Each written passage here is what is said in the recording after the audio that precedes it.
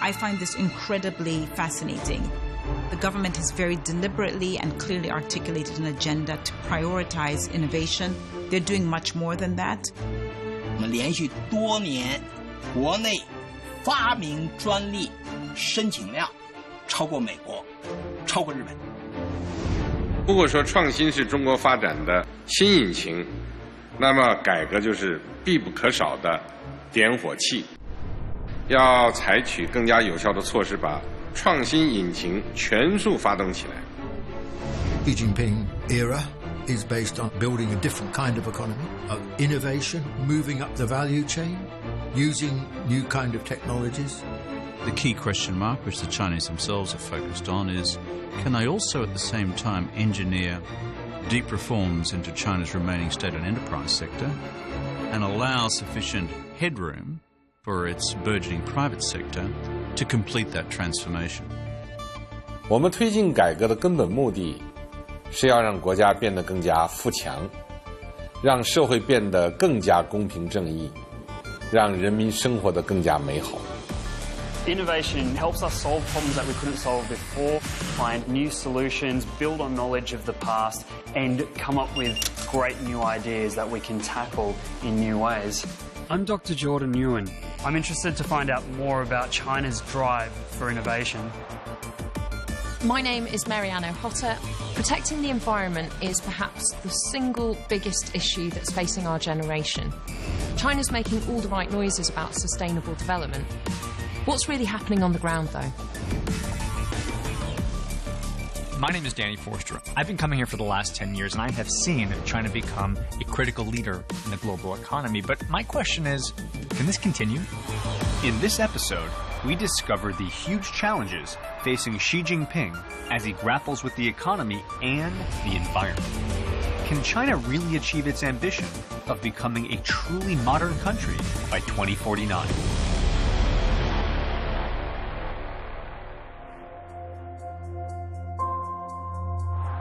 You know, we think about Chinese development as being fast and furious and intense, and they're going to have to downshift into slow and steady and more mindful. They can do it, but it's going to be definitely a change in perspective and a change in strategy. The challenge now is China's economy has to be pretty radically transformed because China can no longer afford to be the world's low-cost producer in cheap goods. And now China wants to create things which accrue value, technology which people are willing to pay for, a kind of international reach for its innovation, which is more appreciated. That is happening bit by bit. Here in China's northwestern Ningxia province, some exciting innovations are underway. Zhang Guojian grew up as a farmer, but now partners with Gong Jiaqin, founder of X Aircraft, a drone company based in Guangzhou. China has a population of 1.3 billion, and half of them are actually farmers working in the field. So anything will change the agriculture industry, will change the whole country. For centuries, Chinese farmers have used traditional agricultural methods. That work is often labor-intensive, and the yields can be very low. As a result, innovation is desperately needed. Enter a team of innovators with a big idea. High-tech autonomous drones.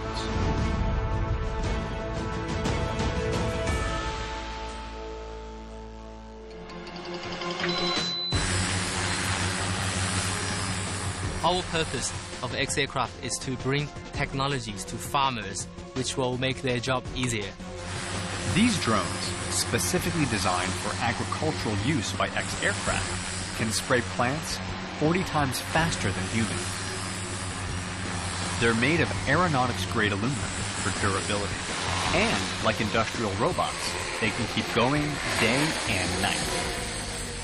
因为你初级的工业化的话，你可以模仿其他国家的技术，或者进口其他国家的技术。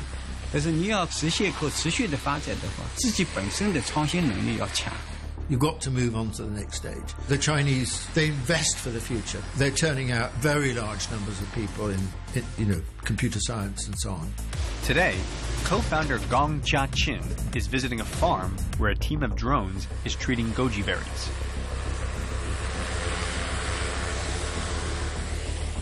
What makes these drones so sophisticated is that they're equipped with AI, artificial intelligence. The main feature of this drone is it's autonomous, fully autonomous. We employ artificial intelligence to control the drone rather than human being. The key thing about artificial intelligence is while it's flying, it's also gathering data. For example, the terrain data, the plants, the severeness of the disease.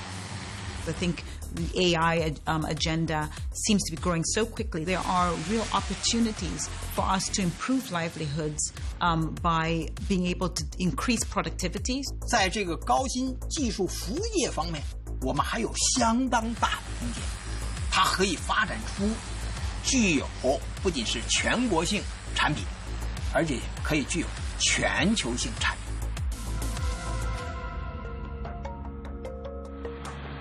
The AI is capable of recognizing different plant types, so the drone can target the correct ones.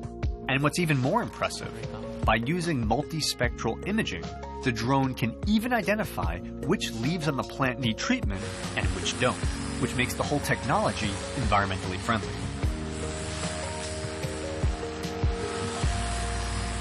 Smart tech like this is essential not just for transforming agriculture, but the Chinese economy overall. I think what's most exciting about being in China right now is the inversion of its place in the world stage. You know, China is not an importer exclusively, they're an exporter, not just of goods, but of ideas. Will they produce the innovation we see in Silicon Valley? Take a while, but given the centrality that this holds within Chinese government policy, don't rule it out. Particularly in science and technology, there's no question of their ability, and they're very confident now. The push for innovation is a central part of Xi Jinping's strategy to reform the Chinese economy. 中国经济呈现出新常态，有几个主要特点：一是从高速增长转为中高速增长；二是经济结构不断优化升级；三是从要素驱动、投资驱动转向创新驱动。 So here's a fact. The biggest producer and designer of electric vehicles in the world is China. And these modern, clean energy buses can be seen all over the country.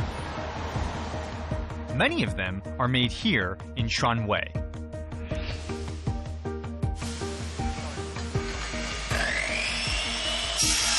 This is the production line of BYD. Now the largest manufacturer of electric vehicles in the world.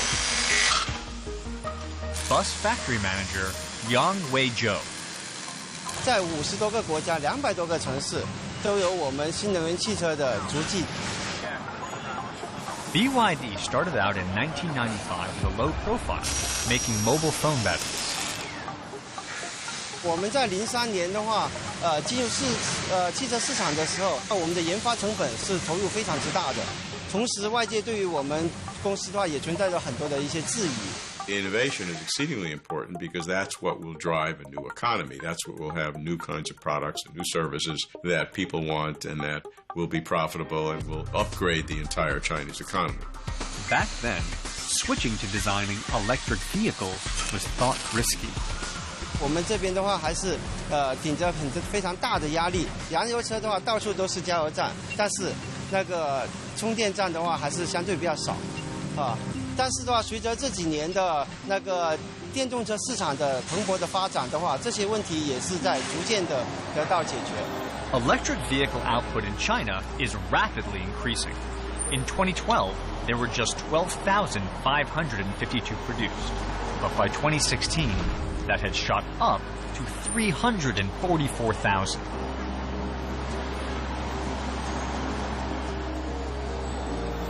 中国的话以前是制造型的一个国家，到现在的话变成了一个的话是创造型的一个国家。China needs to transform into products that allow more gross margin so that workers could be paid more and the country can rise higher in its economic development. China's reputation as the world's manufacturer is well known, but that's changing. I think they want to be not just a place where things are made, but where ideas are born. This glossy promo, showcasing a new concept in electric rail technology, typifies the kind of creativity happening in China today. What's called SkyRail is now a reality at BYD's headquarters in Shenzhen. 可以关门了吧? This is the kind of industrial revolution Xi Jinping needs to be repeated all across China. It'll form the foundation of China's future economy.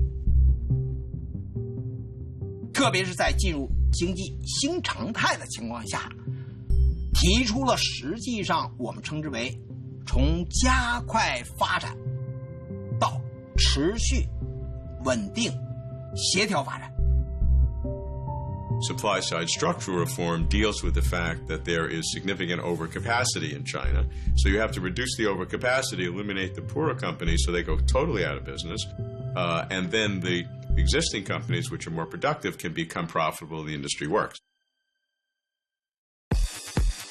The new normal economy poses a direct challenge, especially to those traditional industries that once powered China's economic miracle. As a filmmaker, I have traveled to factories all over China, and I can tell you it's kind of what you'd expect.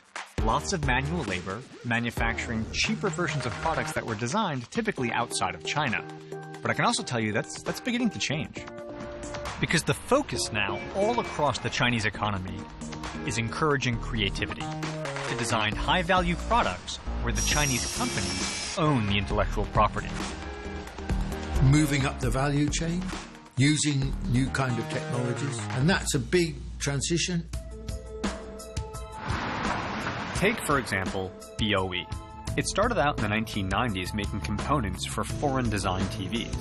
Now, it's transformed itself into one of the world's biggest producers and designers of all kinds of screens. For TVs, tablets, even mobile phones. But transforming their business demanded an entirely new kind of thinking. 6,000 people work at BOE's Beijing base, but the factory floor is practically deserted. Here, robots do the work. I believe that it's absolutely imperative for countries like China to prioritize this innovation because this is the wave, as some people call it, the fourth industrialization. Managing Director Zhang Yu. 以前我们更多的是强调客观的一种市场需求在哪，实际上现在是更多的讲的就是好多需求是你要去通过挖掘，是你企业怎么样通过你的供给侧改革，你来去引领这个市场，来去创造市场。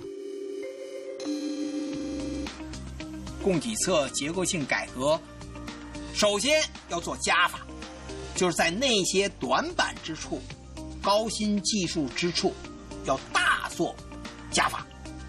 在那些传统的已经达到了产品的高峰而后下降的那些产业产品方面，就要敢做减法。These are the elements, the key elements that are needed, and you start with the economic goal of a moderately prosperous society, which is building the economy, and then comprehensive reform recognizes that not just economic reform, but a reform in all sectors. Comprehensive development in China, it requires an integrated approach to politics, the economy, culture, society, as well as the environment. And he says we are only developing if we are advancing on all five fronts and not just one. Is there a way out to a clean and green future? Anyone who's visited China knows how bad the pollution can be. China's rapid development over the last 30 years has come at the cost of great environmental problems. In the big cities, factories and cars create dense smogs, especially in the winter. Forest habitats have been destroyed by logging, damaging wildlife and causing floods and landslides. I remember 7-8 years ago, a senior minister told me that pollution is very bad in China. We recognize it's a problem, but whenever we have to choose between development and clean environment, we have to choose development. That has changed, and it has changed because of the extreme level of pollution. It's not just a little inconvenience. It's this cost of the last few decades of fast-paced growth President Xi is trying to reverse. 那习近平每到一个地方呢，就特别强调生态保护、绿色发展的重要。比如讲在重庆讲呢，长江要搞公抓大保护，不搞大开发。This is the Yangtze, the longest and most famous river in Asia. Around 1/5 of China's population live and work along the river. It's lined with farms and factories. In 2016, President Xi visited the Yangtze River Economic Zone to stress that the further development of the region should not be at the cost of the river. 既要金山银山，又要绿水青山，宁可要绿水青山，不要金山银山，因为绿水青山就是金山银山。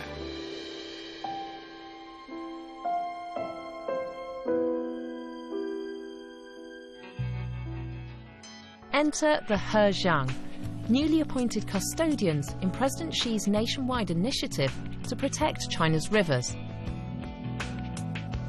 In the past, there was only one factor. That was just economic growth. You measure it by GDP. But now it's saying, what are the key factors that China must embed in its growth?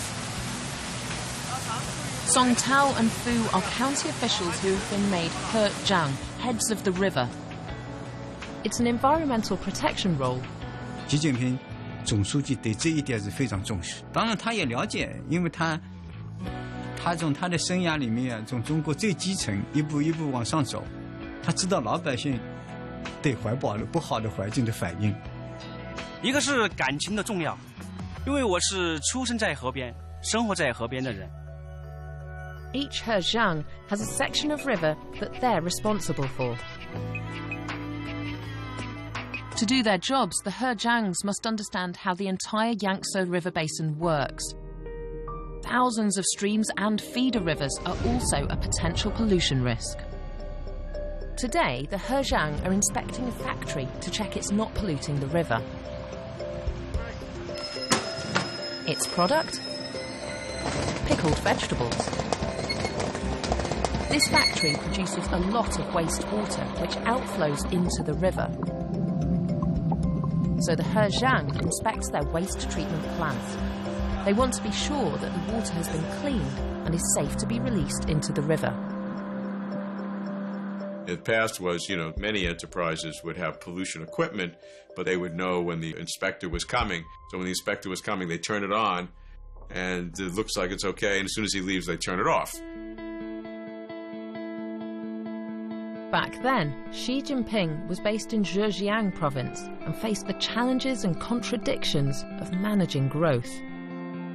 Xi Jinping spent nearly 30 years of his active life as a young man on the coast of China, which are the most open provinces in China. So you could say it was the absolute core period of his life. So I suppose it meant that earlier than most politicians of his generation, he kind of had to get this contradictory idea of being a socialist but also having markets and dealing with entrepreneurial entities. In these heady years, his vision was taking shape. Its true impact would be felt years later. You see when you're responsible for the leadership of a province, the diversity of things that you have to worry about. He was worrying about the economy, he was worrying about the environment, and he was worrying about culture. Some people wonder whether President Xi is just making some of the stuff up.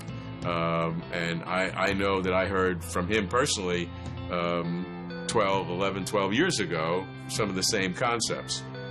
老路既行不通又走不远，必须开辟新的发展路径，激发经济潜力，引领经济发展走向更加光明的未来，这是我们的历史责任。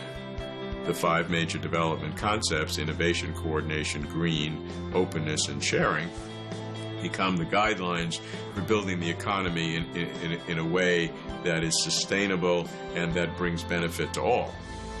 The success of this model along the Yangtze is catching on, and with support from the authorities, local people here are now partners in reviving the river.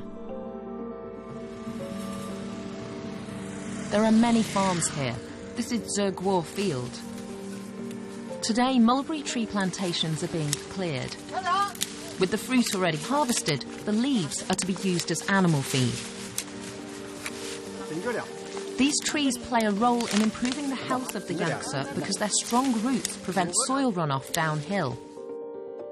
Soil erosion is a big problem in China, but how the soil here is cultivated also impacts on the river.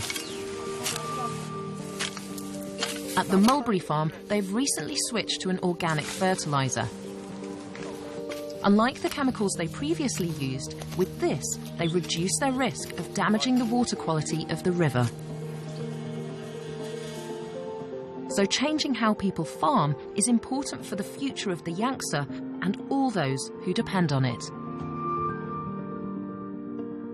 So I think this is something that he has worked out for himself and now trying to persuade the whole country to appreciate it. And I think most Chinese people do find the idea a very imaginative one.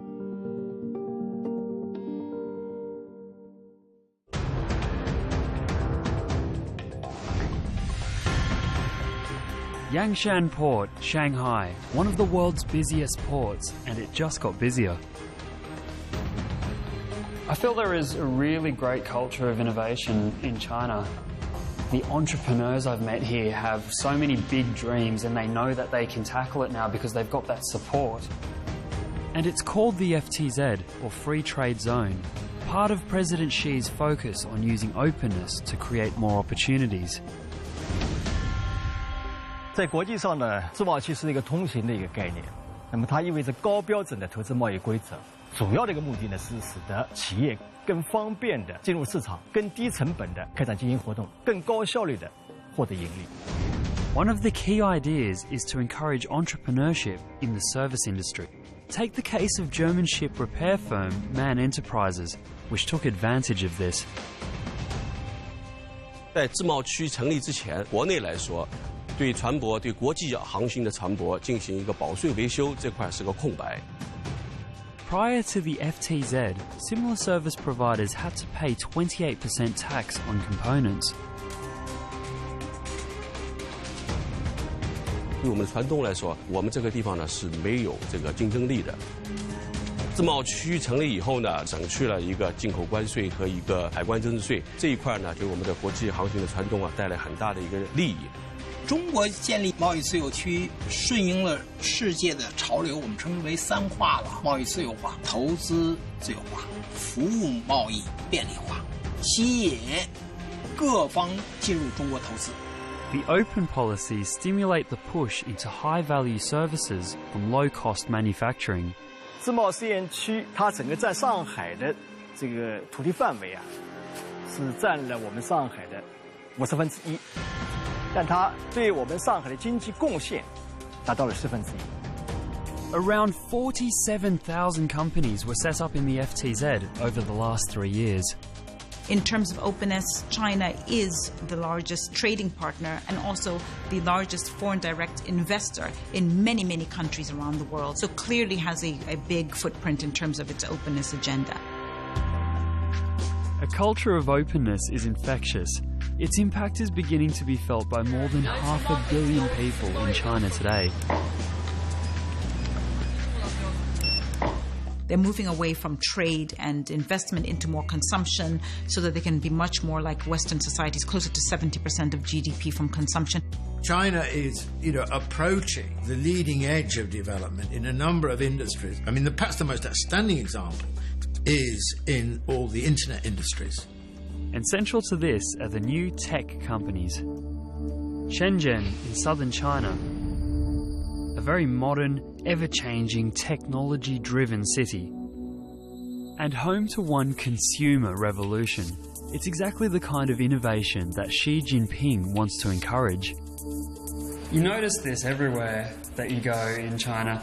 People have this love affair with the smartphone. Really, they use it for so many things, and it's not just as a phone anymore. It does so much more than that. Running through China's economy is an invisible network of financial transactions. It's become indispensable to millions here who use it every day. Especially these young people on their way to work in Shenzhen. They're all using a clever smartphone app that could soon replace cash altogether. They're all software engineers for the IT company Tencent. Gao Yi, Ma Dan, and Zhan Yang are part of the team that runs the WeChat Pay app. It was launched in the summer of 2013. 微信支付呢刚刚成立，只有就是几十个人的团队，到现在变成了几百个人。These few hundred software engineers now serve well over 600 million active monthly users in China and across the world. 规模优势和我们创新优势结合起来，又形成新的先发优势。Zhou Jun is WeChat Pay Technical Director. 人们的日常生活中，方方面面都在用着微信支付去做结账，生活变得非常的便利，出门再也不用带现金，也不用带卡了，只要一部手机就可以走遍生活的各个角落。What I think is impressive about China is the fact that innovation suddenly becomes an agenda, just moves so rapidly into that space. China gave up the bicycle with the arrival of the car in the 80s and 90s, and now it's gone back en masse to the bicycle, but now in the form of bike sharing. Bike sharing showcases a new trend in sustainable lifestyles. Even urban planners in China's fast-growing cities are using design to solve some challenges. They've made rapid progress in this area. Very dynamic in the space of less than a decade, much less than a decade. You know, they've gone from 47-48% of the economy being in services to 53%. That is a rapid change. Across China, a team led by Professor Yu Kongjian is modelling effective ecological solutions. 我的一个理想就是要形成一个海绵国土，不光是一个海绵的城市，要回到人跟自然和谐的。 人跟水和谐的这种状态。 It works like this. First, natural wetlands are preserved. Second, concrete floodwalls are replaced with earth terraces cut into the riverbanks and native plants are cultivated. 向农民学习，向农民种地一样，梯田。中国的梯田实际上是涵养水源、自流水的一个最好的方法。 The plants and soil act as sponges, absorbing the overflow as the river swells during rainy seasons. This also has the effect of replenishing groundwater sources, allowing the availability of water for other uses. Known as the Sponge City concept, the initiative is being rolled out in 16 cities across China. 这个绿色发展，我们形象的讲，就是对 未来进行生态资本投资，积累生态财富。 In order to ensure such sustainable development, China is working on creating a blueprint for smart megacities all across the country. Cities like Beijing have grown exponentially, far too fast for public services like transportation, hospitals, and schools to keep pace with their growing populations. Urban sprawl like this affects not just Beijing, but cities across the entire country. What's the solution? Smart urban planning on a massive scale. 习近平总书记呢，尤其提出“13五”时间，我们要有5大的新的发展理念：创新、协调、绿色、开放、共享。 I would put it as his favorite is the coordinated integration of all of these. It's called Jingjingji for Beijing, Tianjin, and Ji, which is a name for Hebei province. This is a flagship project. The goal is to regenerate this part of northern China. 在京津冀这个地方，就不协调的问题是比较突出的，就经济发展不协调，然后大城市病，包括环境雾霾等等这个问题呢，在京津冀这个地方呢是比较突出的。 Beijing will remain the political and cultural epicenter. 150 kilometers east, Tianjin will become the shipping and trading hub, while Hebei province to the south will become the national base for logistics. In Tongzhou, in the east of Beijing, a brand new project is under construction. This will become Beijing City's subcenter and will relieve the pressure on the current city center by taking over some of its administrative functions. Master planning a single city is challenging. Now imagine master planning multiple cities simultaneously and doing it all from scratch. That's a really uniquely Chinese problem. Other people in other areas talk about megacity, but the integrated planning of this area is one of the first practical applications of it. Travel southeast from Beijing and surprisingly quickly, you get to the rural counties of Hebei province. The map behind me is the Xiong County map. Here it shows all of our geothermal wells, 44 production well and 24 reinjection well.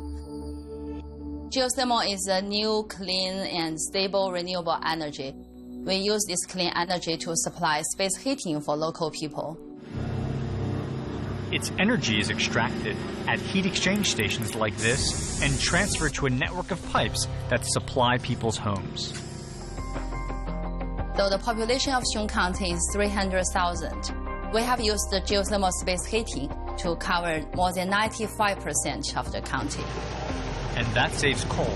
In fact, 7,958 tons every year for this station alone.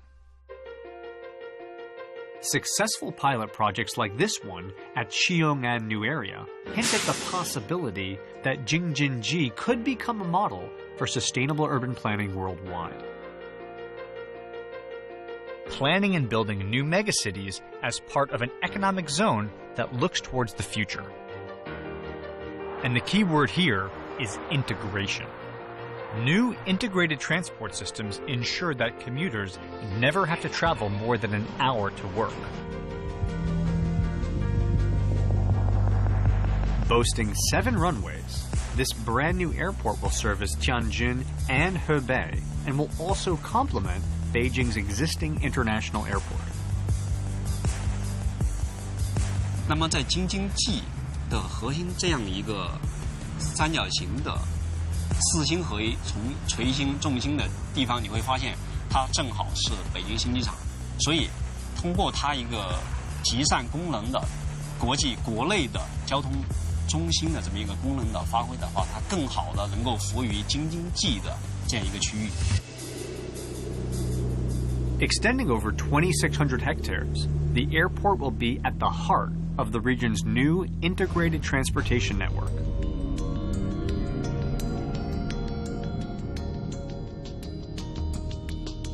北京新机场作为第一个真正意义上的大型综合交通枢纽，它通过对高铁、高速、城铁、地铁等多种交通方式的整合和高效的集散，那么能够形成1小时、2小时、3小时的这个交通范围，更好的服务更大范围内的旅客和公众。I think that there are many cities in the world that need to do this, and they'll be watching to see what China does, how it develops it, and as it develops, I think it could be a good model for other places as well. Their estimates is that they will have approximately 20 cities by 2020, which will have at least 10 million people each. That's plumbing. It's a massive investment in buildings and in road infrastructure, etc. 整个京津冀协同发展呢，其实是按照我们新的5大发展理念来指导的。Essentially, what he's saying is that if we're going to look at comprehensive development in China, it requires an integrated approach as well as the rule of law. The pace that China has developed over the past couple of decades has brought with it significant challenges. A legal system only works if ordinary working people have real access to justice. In the past, Chinese law has been more vague and more susceptible to the rule of individuals, especially party leaders at local levels who can intervene whenever they wanted to with the local judges or the local system because those local judges reported to them. 要全面建这个小康社会，我们就必须全面深化改革，不改革没法建这个小康社会。但要全面深化改革，就必须全面依法治国。司法改革是全面推进依法治国的一个重要内容。Fast-tracking trials for minor cases and simplifying paperwork for litigants in civil cases. There's a new emphasis on the law being transparent, with trials, verdicts and punishments all posted online and available for sharing via social media. And for the first time, from 2017, people can bring cases in the public interest, where the environment, natural resources or food and drug safety are at risk. One of the most interesting reforms is circuit courts for trying civil cases. That involves the judges leaving their courthouses and going to the remote, far-flung destinations where the people are. It's a new way to access justice. Judge Rao Zhao Fun and her assistants travelled to conduct a trial in a remote village in Hunan.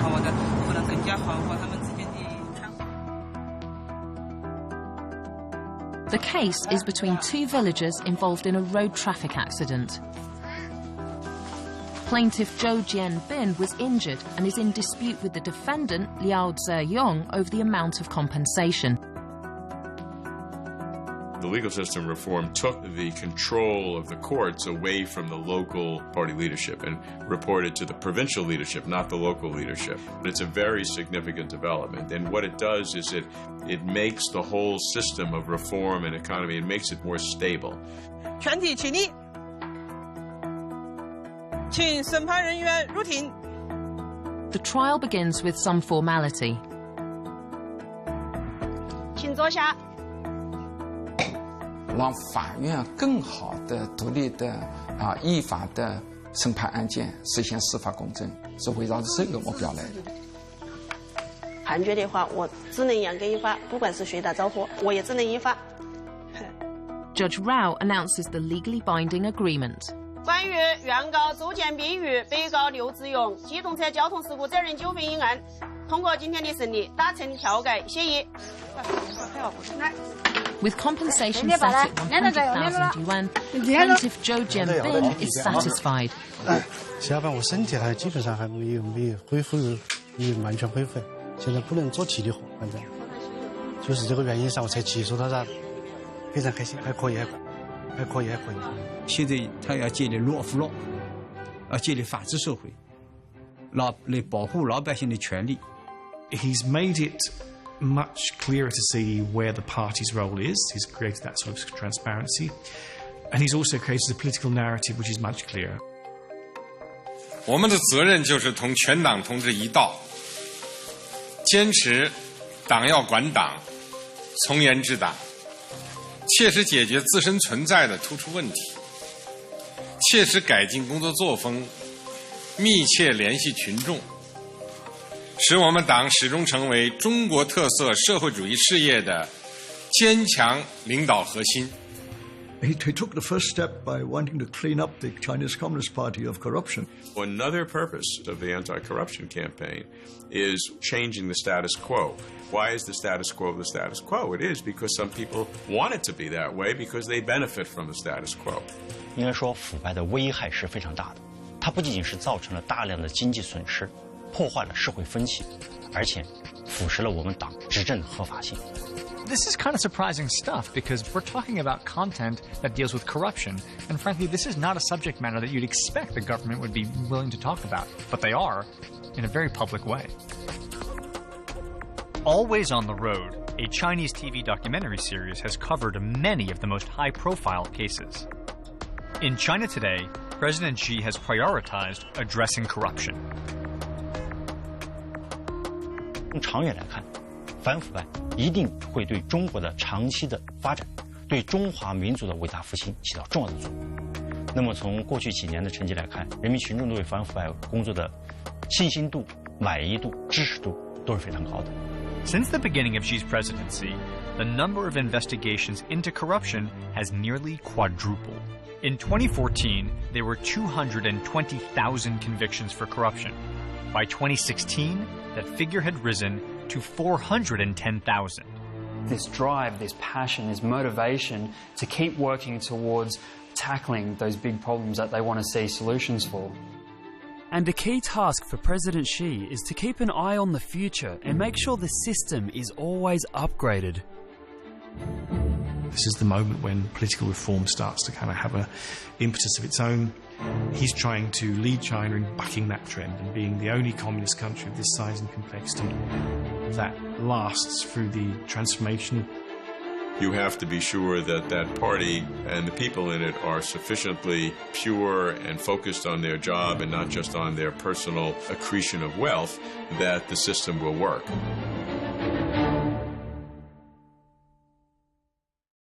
It's very rare for a country to experience such fast-paced growth for so long, and yet incredibly China's last 5 years set a new bar for a new century. 这个创新也超越了一般意义上的科技创新，这还包括所谓的体制创新、制度创新、市场创新。 In the thought processes of the Chinese mind, there's a great deal of admiration for innovation and creation and trying things new, experimentation, and being enterprising. And it's with that spirit that President Xi is trying to transform the entire system. He sees his mission as not just to articulate that, but to drive the machinery of this party and this state apparatus in that direction. You can then become more sympathetic to the view that you do need a supranational state that cares about the society over the individual need, but also manage the individual. His double centennial visions for China in 2021 and China in 2049, one being a well-off country in 2021 to a country in 2049 on the centenary of the founding of the People's Republic, which is seen as a fully developed country and a respected global great power. It's a bold vision for the future. Stay tuned to what happens next. Core message, I think, is the new China now is winning its battle with modernity, and that's not been true before. The rich, strong country, it's happening.